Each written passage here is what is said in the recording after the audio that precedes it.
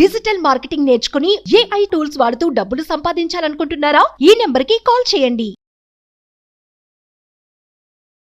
Hello Ram sir. Hi Naraju. Visualisation 2.0 happy మనీలో. So previous వీడియోలో మీరు వెల్త్కి రిచ్కి ఉండేటువంటి డిఫరెన్స్ని చాలా డీటెయిల్డ్గా మైన్యూట్ లెవెల్ నుంచి చెప్పారు. Very good subject. అండ్ మనిషి సంపాదించుకున్న దాన్ని కూడా నిలబెట్టుకోవటం అనేది చాలా కష్టంతో కూడుకునే పని. అది ఎలా నిలబెట్టుకోవాలో అనుకునేటువంటి వాళ్ళకి మాత్రం ద బెస్ట్ వీడియో అని చెప్తాను నేను. థ్యాంక్ యూ అండి. సో ఈ వీడియోలో ఏం చెప్తున్నారు? నారాజు, మనం మనీ అనేసరికి మనిషి రకరకాలుగా ఆలోచిస్తుంటాడు. ఇద్దరూ ఒకేలాగా ఆలోచించరు. అసలు మనీ మైండ్స్ ఏంటో ఇవాళ తెలుసుకుందాం. షూర్. ప్రపంచ దేశాలన్నింటిలోనూ జపాన్ చాలా డిసిప్లిన్ దేశం. వాళ్ళు నమ్మే ఫిలాసఫీ ఏంటంటే spend well, save well, live well. ఖర్చు పెట్టు కానీ పొదుపు చేయి, జీవితాన్ని బాగా ఆనందించు. జనరల్గా చాలామంది సేవింగ్ చేస్తున్నారంటే వీడు బతకడం లేదని, వీడు బాగా బతుకుతున్నాడంటే వీడి దగ్గర ఏం డబ్బులు అయిపోగొడుతున్నాడని, బాగా సంపాదిస్తున్నాడంటే వీడు ఖర్చే పెట్టట్లేదని, ఇట్లాంటి ఒపీనియన్స్ జనరల్గా క్యారీ చేస్తారు. అందుకనే హోలిస్టిక్గా జపానీస్ ఏం నమ్ముతారంటే వాళ్ళు ఏం చేసినా సరే spend well, save well, live well, ఈ మూడిటి ఫిలాసఫీలు బేస్ చేసుకొని జపాన్లో స్టడీ చేశారు. మొత్తం ఓన్లీ జపాన్ కాదు, జపానీస్ వాళ్ళు ప్రపంచవ్యాప్తంగా డబ్బుల గురించి స్టడీ చేశారు. అసలు మనీ మైండ్స్ ఎట్లా ఉంటాయి, మైండ్లో ఎలా ఆలోచిస్తారు మనీ గురించి, ఆ ఆలోచన కారణాలు ఏంటి, అట్లా ఆలోచన చేసినప్పుడు వాళ్ళు what they felt is that 3 types of money minds ఉన్నాయి. వీటిని మైండ్ సెట్స్ అంటాం. మైండ్ సెట్ ఏర్పడడానికి 3 రకాలైన మైండ్ సెట్ ఏర్పడడానికి కారణాలు ఏంటి, అసలు ఆ మైండ్ సెట్ లక్షణాలు ఏంటి, ఈ మైండ్ సెట్ ఏర్పడింది కాబట్టి దీనివల్ల మనం నిజంగా డబ్బులు మన జీవితంలో నిలబడకుండా ఉన్నాయా, సంపాదన లేకుండా ఉన్నామా, ఉన్న డబ్బును మనం నిజంగా పెంచుకోలేకపోతున్నామా అనే విషయాల్ని, వీటన్నింటినీ మనం తెలుసుకోవాలంటే జపనీస్ వాళ్ళు నమ్మిన ఈ 3 రకాల మైండ్ సెట్స్ ఏంటో తెలుసుకోవాలి. మొట్టమొదటి మైండ్ సెట్ నారాజు కంట్రోల్ టైప్. వీళ్ళు కంట్రోల్ చేయాలనుకుంటారు. ఏం కంట్రోల్ చేయాలనుకుంటారు? యాక్చువల్గా మనీ అంటూనే వీళ్ళకి లైఫ్లో కొన్ని అనుభవాలు ఉంటాయి చిన్నప్పటి నుంచి. ఈ అనుభవాల వల్ల ఏంటంటే మనీ అంటూనే ఆ అనుభవము ఎమోషనల్గా మారిపోతారు. చూడండి, ఎంతమందికి అనుభవం లేదు. మనం మామూలుగా ఉంటా, ఏం సుబ్రావు బాగున్నా, మీరు బాగున్నా, చాలా రోజులు అయింది సార్, మీ దగ్గర ఏమన్నా ల్యాక్ అప్పు ఉంటే అడుగుదామని వచ్చాను. ఫేస్ మారిపోయింది. అడుగుతూనే వెంటనే ఇన్నాళ్ళు సుబ్రావు మీద ఉన్న అభిప్రాయం మారిపోయింది. నీ రియాక్షన్ చూస్తూనే సుబ్రావుకు నీ మీద ఉన్న అభిప్రాయం పోయింది. మనకు లైఫ్లో ఉన్న అనుభవాలు మన అప్రోచ్ని, మన మైండ్ సెట్ని, పీపుల్ని ఎట్లా ఆలోచిస్తాయి అన్నది. ఈ కంట్రోల్ టైప్ ఎలా తయారయ్యారు, what do they believe, what is control for them అంటే చిన్నప్పటి నుంచి వాళ్ళు పొందాలనుకున్నవన్నీ డబ్బు వల్లే నేను పొందలేకపోయాను అన్న నమ్మకాలు ఏర్పాటు చేసుకుంటారు. మా ఇంట్లో డబ్బు లేదు, అరే నేను సైకిల్ కొందాం అనుకున్నా, సైకిల్ కొనిచ్చేవాళ్ళు లేరు. మా ఇంట్లో బొమ్మలు కొనుక్కున్నాం అనుకున్నా, ఎప్పుడు పక్కింట్లో కీ ఇచ్చే బొమ్మలు ఉండేవి, నేనైతే దూరం నుంచి చూడాల్సి వచ్చేది. మా ఇంట్లో డబ్బులే లేవు. నా ఎమోషన్ ఏంటంటే డబ్బులు అన్నది ఎప్పుడైనా సరే డబ్బులు వస్తే దాన్ని వదలకూడదు. మా ఇంట్లో డబ్బులు లేకే నేను ఏమీ అనుభవించలేకపోయినా, ఇంకా నా ఫ్యూచర్ అలా ఉండకూడదు అని వాళ్ళకున్న ఎమోషన్స్తో నాకు డబ్బులు లేవన్న ఫీలింగ్ రాకుండా ఉండడం కోసం దే డూ డిఫరెంట్ థింగ్స్. ఎట్లా చేస్తారు? By controlling their environment. వాళ్ళ చుట్టూ ఉన్న వాతావరణాన్ని కంట్రోల్ చేస్తూ they hope they can control their feelings. అంటే నా దగ్గర డబ్బు లేదు, లేకుంటే మనుషులు ఎవరు రారు, ఫ్రెండ్స్ ఎవరు రారు అన్న నా ఎమోషన్ నన్ను బాధపెడుతుంది. కాబట్టి ఫ్రెండ్స్ అందరు వస్తున్నారు అనడానికి ఈ కంట్రోల్ టైప్ ఏం చేస్తారంటే విపరీతంగా ఖర్చు పెడతారు, లేదా అస్సలు ఖర్చు పెట్టరు. వాళ్ళ ఎమోషన్స్ దేంతో అయితే ఎలా అయితే ఏర్పడ్డాయో చిన్నప్పటి నుంచి, డబ్బు అంటూనే నాకు కలిగే ఫీలింగ్ ఎట్లా ఉందో ఆ ఫీలింగ్ నుంచి నేను దూరం అవ్వడానికి, ముఖ్యంగా నెగిటివ్ ఫీలింగ్ నుంచి దూరం అవ్వడానికి వాళ్ళు డబ్బుని సాధనంగా వాడుకొని వాళ్ళు ఖర్చు పెడతారు. నేనేమి మీరు అనుకుంటున్నట్టు పూర్ కాదు, నా దగ్గర డబ్బులు ఉన్నాయి అని they control the environment. Friends నా దగ్గరికి రావాలి, బంధువులందరినీ మనం మెచ్చుకోవాలి, ఈ సొసైటీలో ఉంటే మనకు గౌరవం ఇవ్వాలంటే మనం బాగుండాలని they try to control their feelings and emotions so that they use money.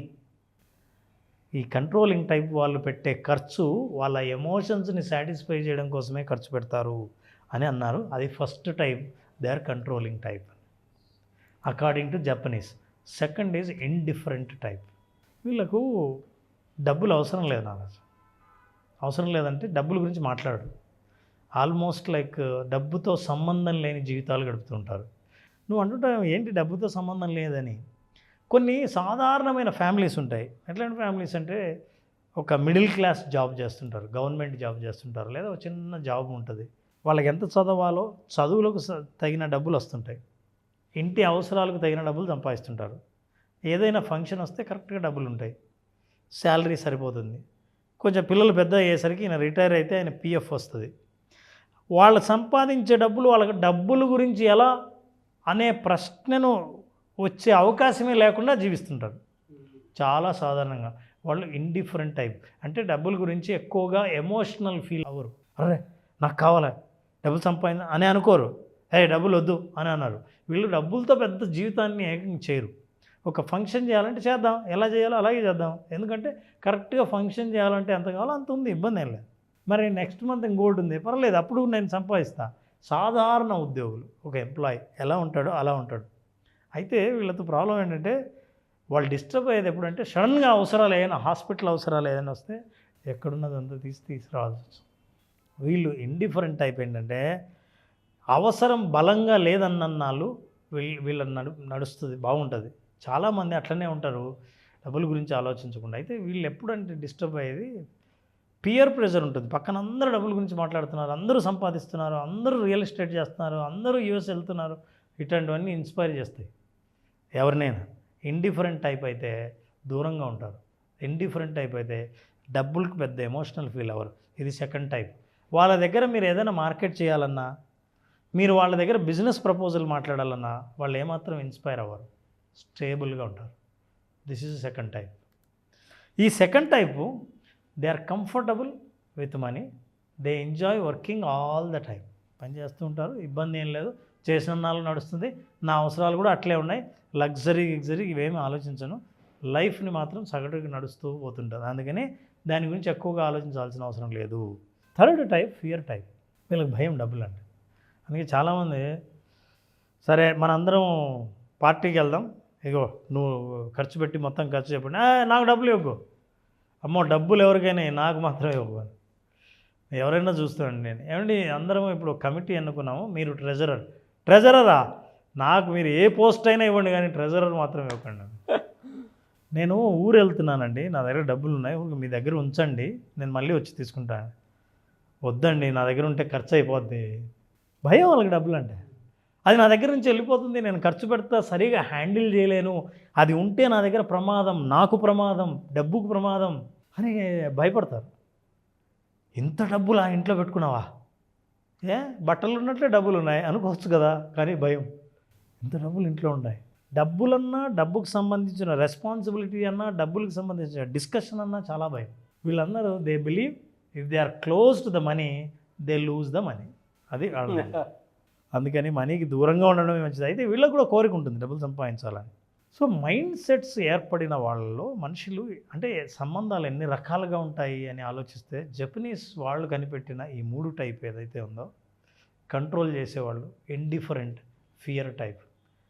ఎప్పుడూ ఆ డబ్బు నా దగ్గరే ఉండాలని అనుకున్నవాళ్ళు, డబ్బుతోనే సంబంధం లేని వాళ్ళు, డబ్బు అంటే భయపడేవాళ్ళు, 3 రకాలు ఉన్నారు. ఒక్కొక్కరి నమ్మకాలు ఎలా ఏర్పడ్డాయో ఈ నమ్మకాల వల్ల వాళ్ళ జీవితంలో ఆర్థికపరమైన జీవితం ఎట్లా ఉంటుందో, దాని ప్రభావం ఎట్లా ఉంటుందో డీటెయిల్డ్గా మాట్లాడారు. అయితే నారాజు మన ప్రోగ్రాంలో అసలు ఫియర్ టైప్ ఎన్ని రకాలు ఉన్నారు, అసలు మీది ఏ టైపు తెలుసుకోవాలనుకుంటే ప్రోగ్రామ్ అటెండ్. ఈ టైపు నుంచి బయటపడడం ఎలా, ఆ సొల్యూషన్ మీరు 5 డే ప్రోగ్రాంలో వినాలి. Sure sir. సో విజువలైజేషన్ ఏం చెప్తుందంటే how do you accept your self. మీరు ఏదైనా కానీ మీరు యాక్సెప్ట్ చేసినప్పుడు అవును నేను ఇలా ఉంటాను అన్నప్పుడు వేరు, నేను ఇలా ఉండకూడదే అలా ఉండాల్సిందే అని అనుకున్నప్పుడు ఉన్న భయం వేరు. So visualisation will help people to accept themselves as it is. అందులో ఇందాక చెప్పిన మనీ ఫియర్ అంటే చూసారా, ఏదైనా చేస్తాను కానీ అది నాకు కూడా ఉంది సార్. ఇది మనకు చెడ్డ పేరు తెస్తుందన్న భయం కూడా ఉంటుంది. నాకు అదే ఎక్కువ ఉంటుంది. ఈవెన్ నాకు చిన్నప్పటి నుంచి అదే అలవాటు. దగ్గర పెట్టుకున్నాను. ఈ రోజుకి మీరు ఎప్పుడన్నా అబ్జర్వ్ చేస్తే కనీసం ఒక పర్స్ కానీ, బయటికి వెళ్ళినప్పుడు ఇది కానీ ఎప్పుడు కనిపించుండదు మీకు. నీకు అదృష్టం నారాజు, నీ కోసం ఖర్చు పెట్టేవాళ్ళు నీ చుట్టూ ఉంటారు, అందుకని నువ్వు ఖర్చు పెట్టే. అలాంటి వాళ్ళు ఎక్కువ తయారవ్వాలని కోరుకుంటాను సార్, ఇంకా రావాలని. I strongly wish.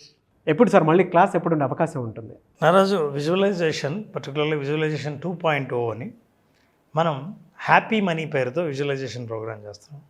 ఈ programme 16th June 16th start అవుతుంది.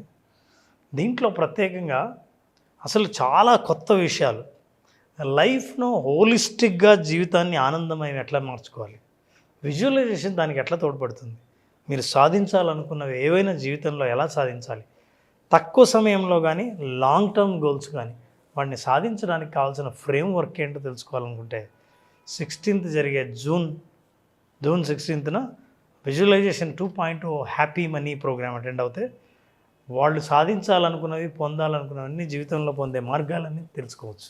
రియలీ ఫెంటాస్టిక్ అండి. సో జూన్ 16th జరగబోయేటువంటి విజువలైజేషన్ 2.0 హ్యాపీ మనీలో మీరు కనుక హ్యాపీగా ఎన్రోల్ చేసుకోవాలి అనుకుంటే స్క్రీన్ మీద మీకు కాంటాక్ట్ నెంబర్ కనిపిస్తుంది, దాన్ని మీరు కాల్ ఆర్ మెసేజ్ వాట్సాప్ చేసి వెంటనే ఎన్రోల్ చేసుకోండి. వాళ్ళ తెలుగు రాష్ట్రాల్లో విజువలైజేషన్ అనేటువంటి కాన్సెప్ట్ ఒక సంచలనం అని చెప్పాలి. అట్ ద సేమ్ టైం నేను రామ్ గారు చేసినటువంటి ఆ జర్నీలో ఉషా గారు కూడా ఉన్నారు కాబట్టి ఉమెన్ విజువలైజేషన్ కూడా స్టార్ట్ చేసి ముందుకు వెళ్తూ ఉన్నారు.